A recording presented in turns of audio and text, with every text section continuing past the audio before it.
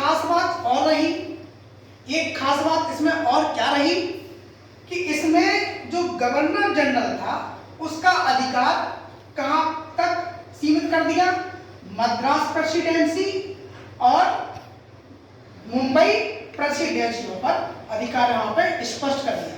तो आप कंटिन्यू करेंगे, देखेंगे गवर्नर जनरल का अधिकार बंबई प्रेसिडेंसी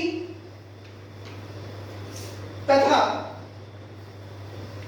मद्रास प्रेसिडेंसियों पर सीमित कर दिया गया था। ओके,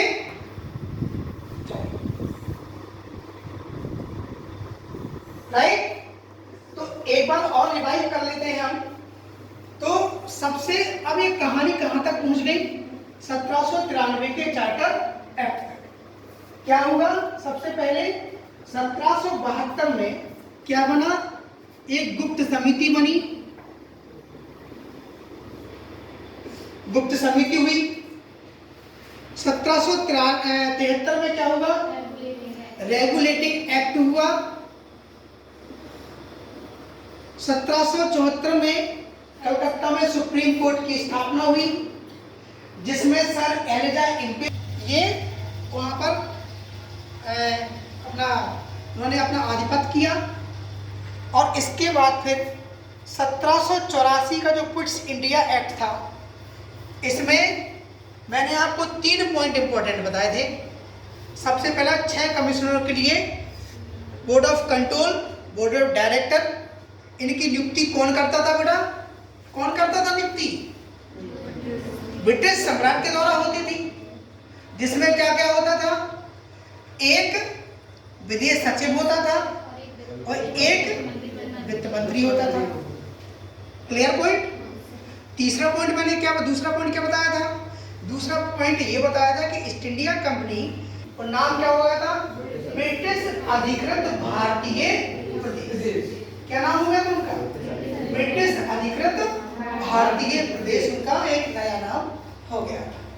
ठीक है। अब तीसरा पॉइंट और क्या था इसमें कि अगर अंग्रेज अधिकारियों पर मुकदमा चलाना है तो इनके लिए कोर्ट की स्थापना कहाँ हुई थी, इंग्लैंड में। और इंग्लैंड में जाकर के हमें क्या करना था, वहां पे इन पे जो मुकदमा है वो दायर। तो कौन जाता था, कोई जाता था, कोई नहीं जाता था, क्योंकि इतना नहीं था रेवेन्यू हमारे पास कि वहां पर हम चले जाए। फिर इसके पहले क्या हुआ था, 1784 के 1781 में एक एक्ट ऑफ सेटलमेंट हुआ था। वो काहे के लिए आया था बताइए भैया, वो काहे के लिए आया था।